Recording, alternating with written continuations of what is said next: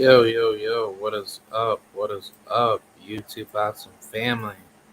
It is K Rod here. I'm back with another good live stream for you guys today. I just figured that I just have like a little bit of like a live stream, but before I sign off to go to bed, and then I'll probably come back soon.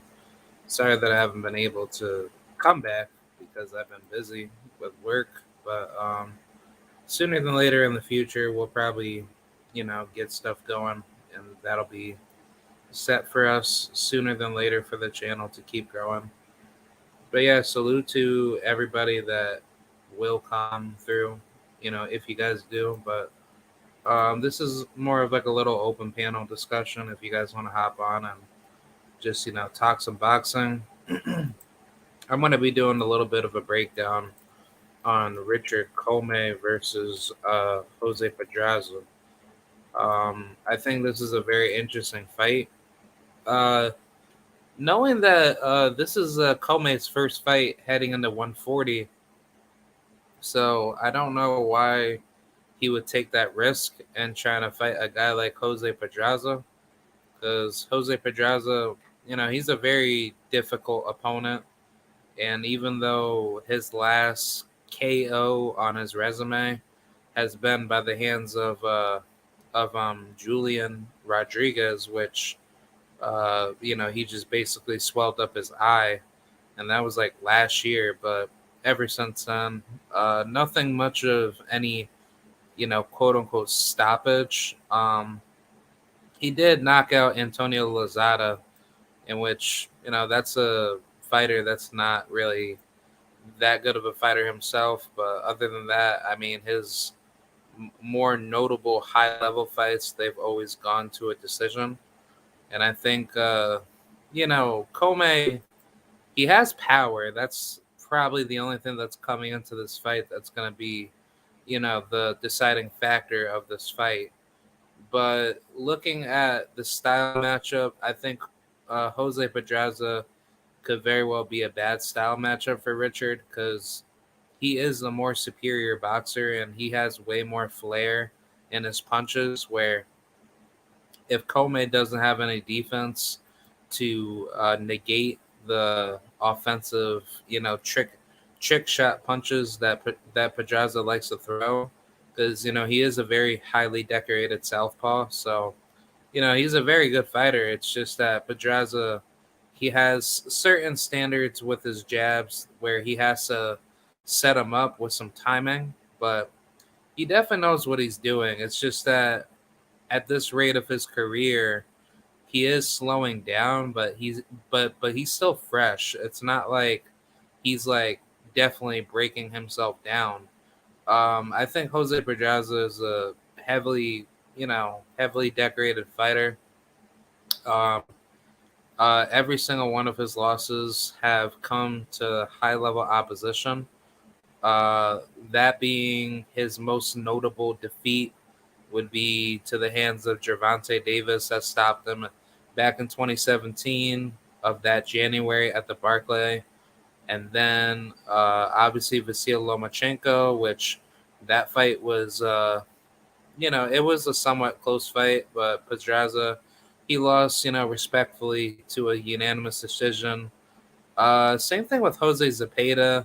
I thought this fight, he could have won this fight, but I don't know why Zepeda was ever put to any degree of like him actually like not getting the how should I say, not getting the respect that he deserves. But yeah, I don't know. I think honestly it was just probably due to the fact that um he wasn't really able to solidify himself in that fight to be the victor. So that's really what made the fight itself not go the direction of him defeating Zepeda. And I mean, Zepeda, he's just a glorified puncher. He doesn't really have that much, how should I say, improvements with his defense or any like, other gears that he can upgrade to. So, I mean, either way, like, I don't think Jose Zepeda is like, like the greatest fighter on his resume. that he lost to, but that was a very very winnable fight. And same thing with Jose Ramirez, obviously the former unified WBC and WBL um, super lightweight or junior welterweight champion of the world. Um, yeah, I mean, he's lost to all world championship level competition. So I don't really see Pedraza really losing this fight. I mean, if he does lose, I mean, is it really the end of the world? Not really. I don't think Pedraza would be stunned. And I don't like it how people really try to, write off like a fighter to just say that, if you keep losing, that means that you should just hang it up.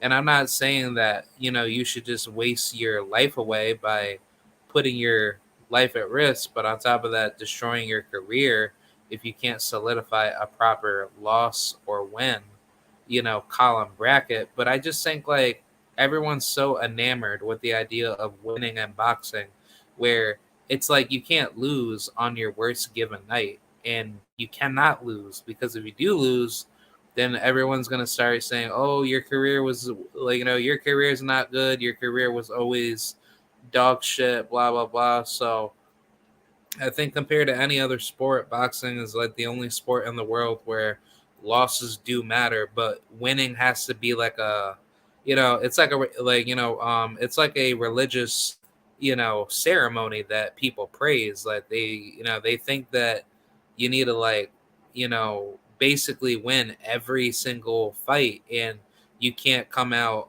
losing in all of your fights leading up to the world championship level and leading up to almost at the tail end of your career, you can't be losing. You have to keep on winning. And I think that's why boxing is so messed up because there's not a lot of there's not a lot of game bred fighters that are not afraid to give up their undefeated record. And I think that those fighters like Devin Haney, Javante Davis, Errol Spence, all the great Black American talent that's willing to go up against all challenges, not just certain challenges. Those people I could definitely respect, but guys like Canelo, Tiafimo, all these weird, discussing people that just obviously use boxing as a front to say that, well, even though that I'm a fighter, I need to make my record undefeated or closest to being undefeated.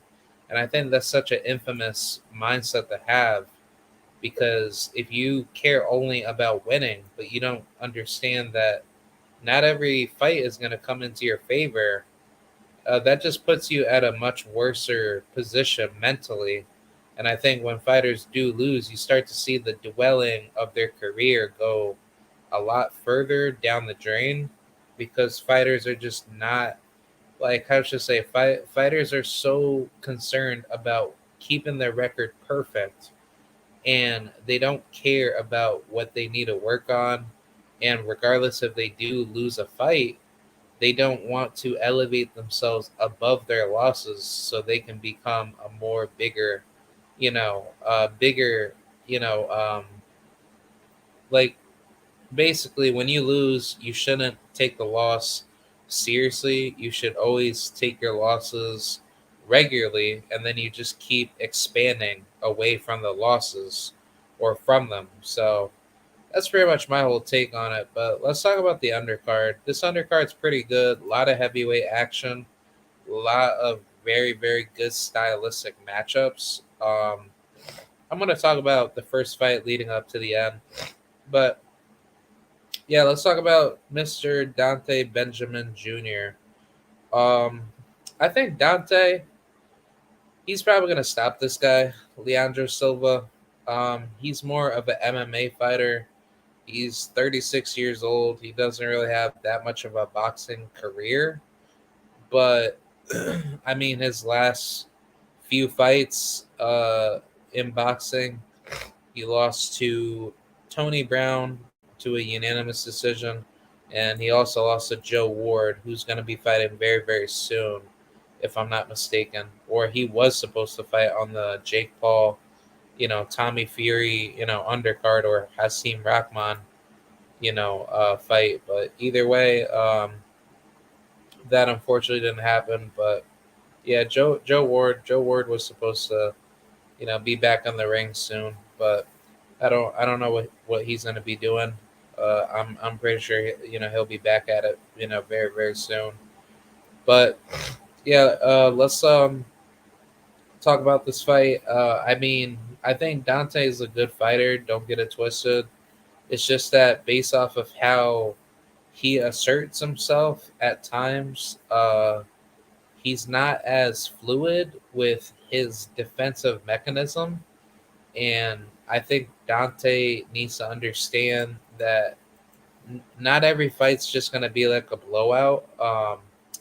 I think the biggest problem that I have is that Dante, he thinks that he needs to make himself look like a ultimate badass, but the problem with him is just that he's not disciplined on his defensive IQ.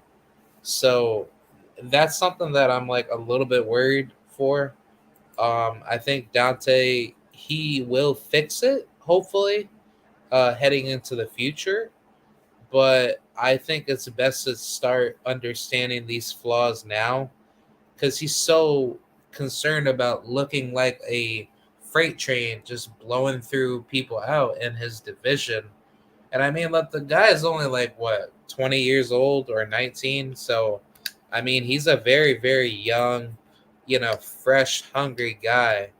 But I think based off of what we're seeing here, this is why that I say top rank matchmaking is like one of the worst matchmaking in boxing because you can easily see that Dante out of his all of his fights, he's not fighting like anybody super duper, fighter worthy. He's fighting guys just to pad up his resume, and then once it comes to like him stepping it up, I mean, he'll be up there. He'll do what he has to do to win.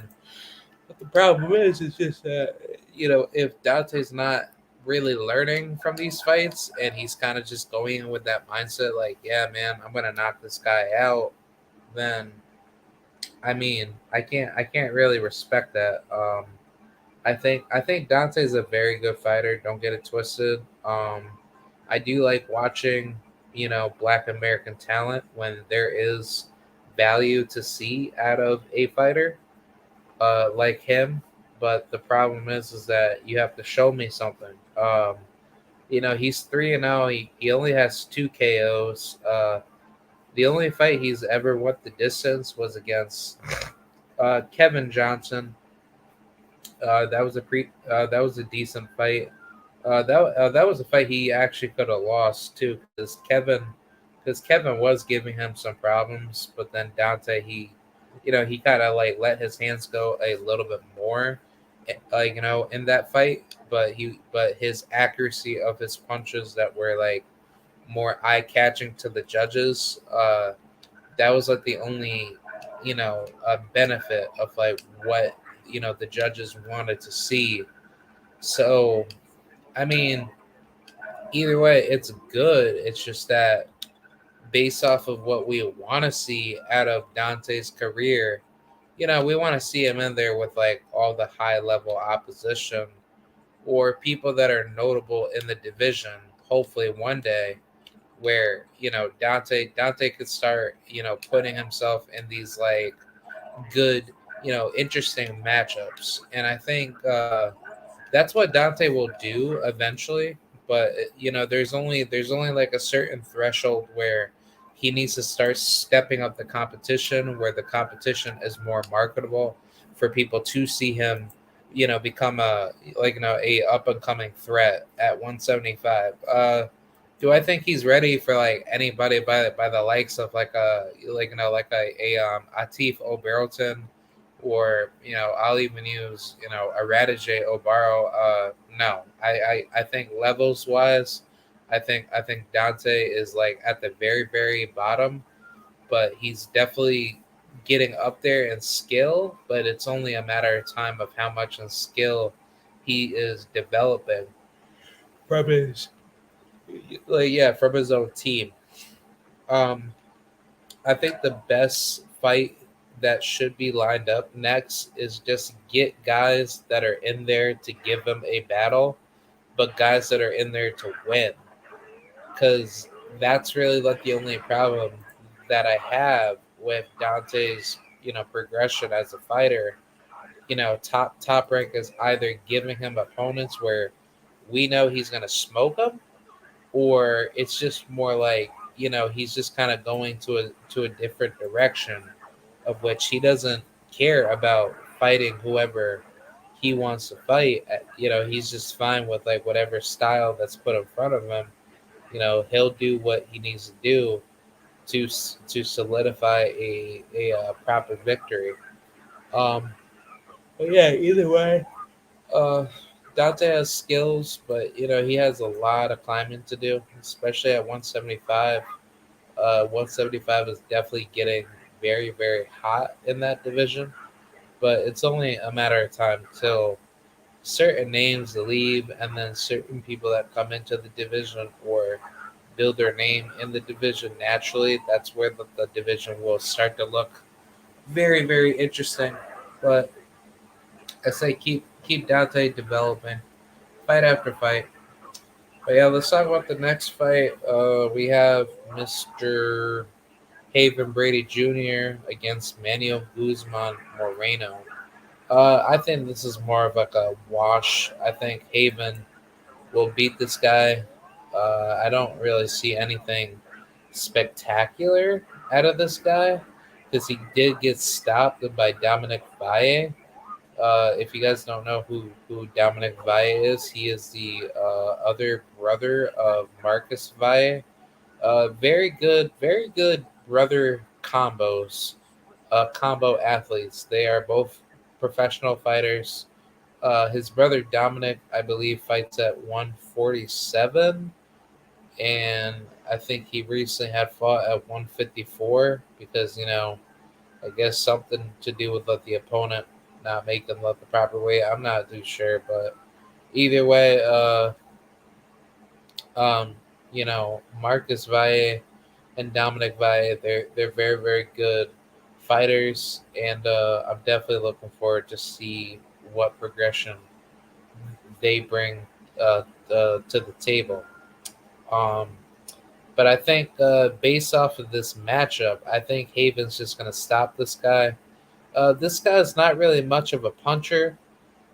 He did get a recent KO victory over Sean Johnson, but it's just like other than that, I mean, he's not really blowing dudes out. He did get two KOs back to back.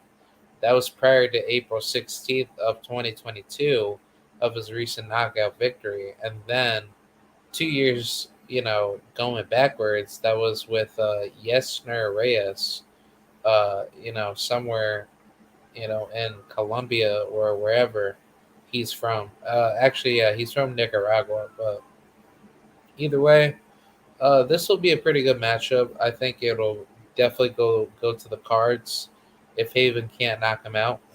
But it's going to be interesting. Haven, he's 7-0 with I think the breed knockouts are 4. So I mean, he's good. He has skills. It's just that Haven, he needs to work more on trying to work on the defensive end and being more aggressive with his combinations late game. I think Haven puts away, a lot of fighters better when he starts letting his hands go because he does have pop. But the thing about Haven is that he needs to find a rhythm before he gets, comes after you with that type of shot. I think that's the biggest issue that Haven Brady has. But I think in due time he's gonna get better. I don't really see that many flaws out of him, other than like okay, he needs to work on his defense a little bit, work on footwork, positioning, definitely work on body work. I've yet to see any body work applied to any fighter, especially from the young rising rookies.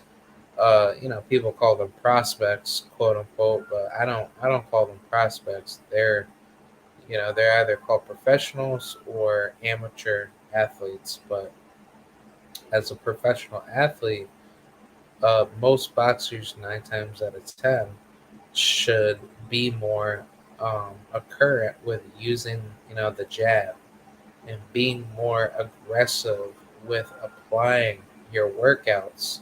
So therefore, you could be ready for any fight you should that that you should be yeah that you should be watching.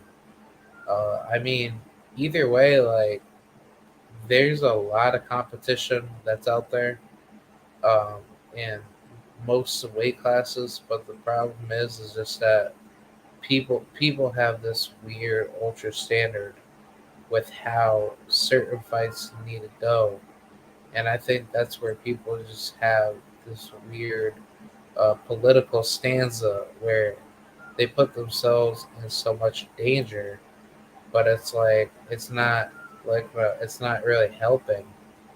So I'm not too sure. I would like to say that you know guys like Errol Spence and Tank Davis, they obviously want the big fish, but if the big fish ain't gonna give you the fights, then I think it's probably best that you find the opportunities where they may be by moving up. But either way, I think for the majority of people that do be supporting certain fighters based off of I guess like the racial aspect of who they are. I mean, it's just like a weird mindset to have. I and I think like for fighters that use other people's name to get up to that level, I just don't like that.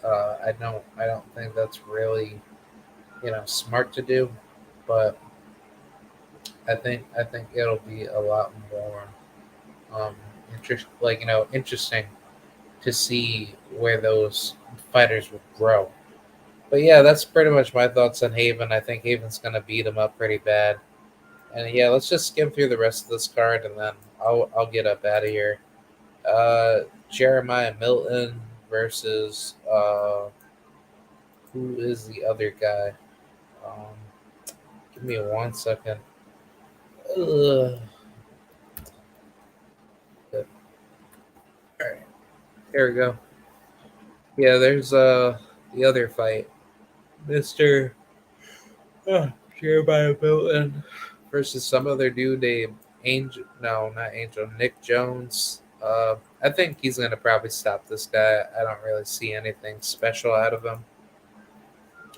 He's a decent fighter. He's 35. He just recently. Well, he never fought for that long, but he fought back in 2021. He fought some guy named Hovanesian. But that was pretty much it. I mean, there really wasn't too much, going on for him. But I guess he's back in the ring going up against Jeremiah Milton. Yeah, but I got Milton stopping him. That's going to be a pretty easy fight. Let's talk about Abdullah Mason. He's a very, very good fighter. He's out of Cleveland, Ohio, if I'm not mistaken. He has like two other brothers, if I'm not mistaken. The first one is Amir, and then the other one is like I think like 13 or 15. But he's an okay fighter. I mean, the Mason brothers, they do have really good outings whenever they are fighting in their own hometown. So, I mean, that is good. I think the Mason brothers definitely deserve some credibility in the sport because they're definitely changing a lot in the sport. But I think what's going on like right now is just that the politics are definitely playing its role, and I think based off of what we're seeing here, Abdullah Mason, he has a bright career future, but I only concerned about one thing, and I think this is due to the chin.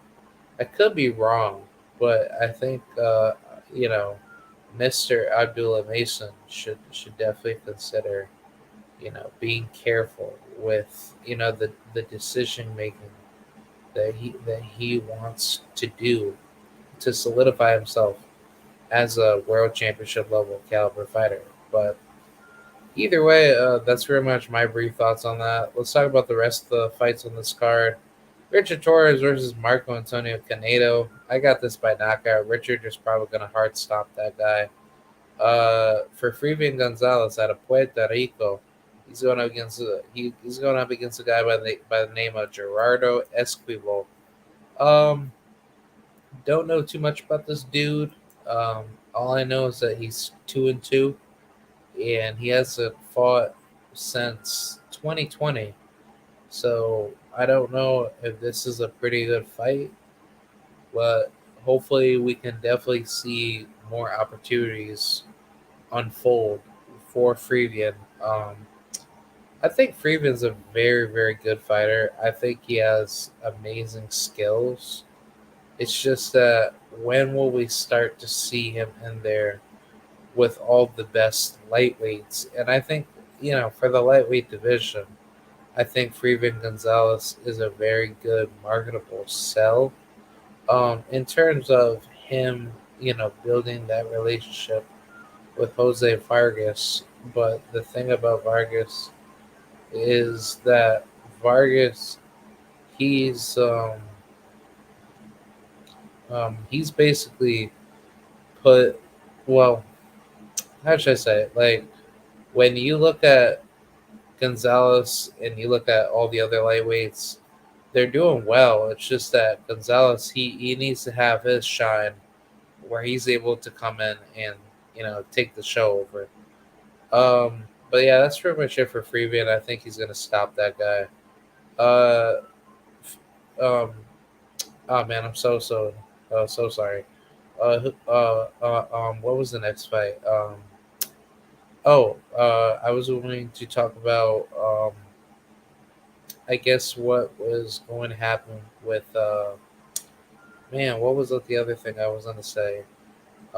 Yeah, yeah, that we have about the racks and all that, but oh man, I think I'm forgetting, and I'm tired, man.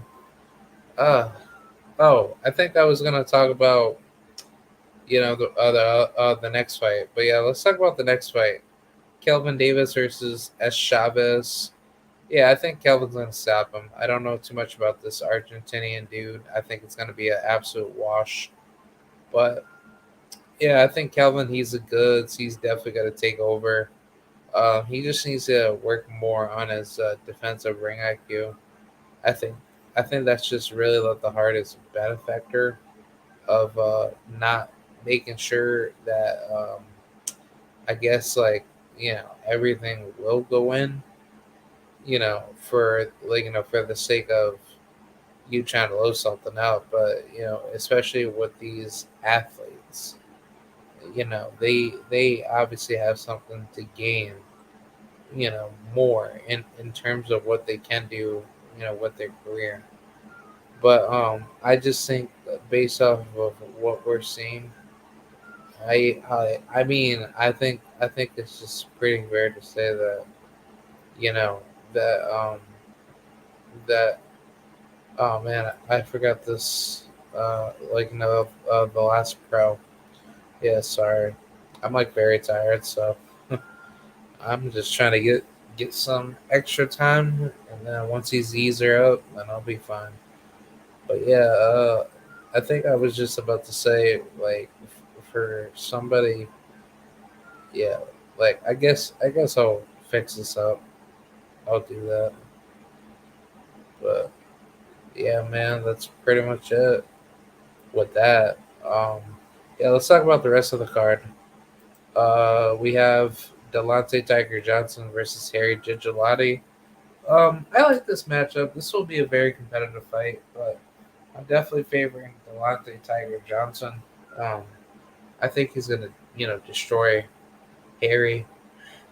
I I'm not even sure if it is going, the full distance, but if it is, um, I'm definitely watching it.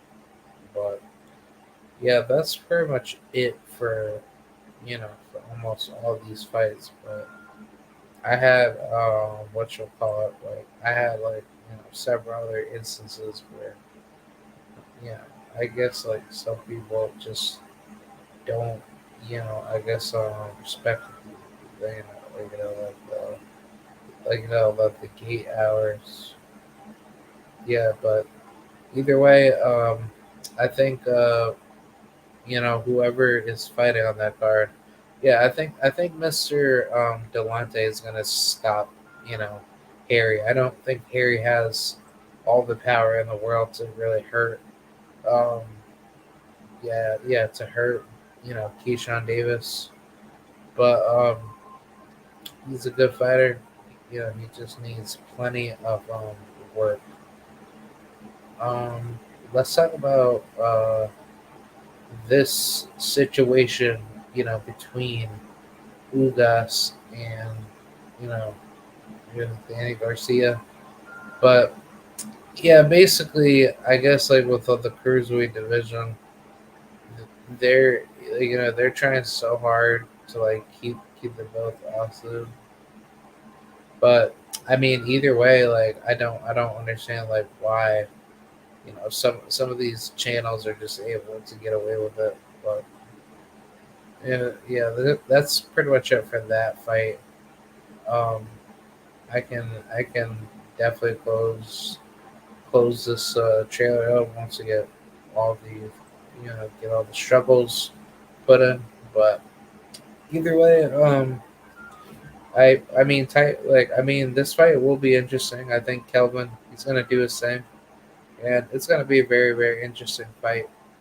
But yeah, let's talk about the last three fights. I'm gonna skim through the heavyweight fights and the main event. Yeah, heavyweight fights is yeah, who's the heavyweight fight? Oh, 630 versus I 12. Yeah, ER.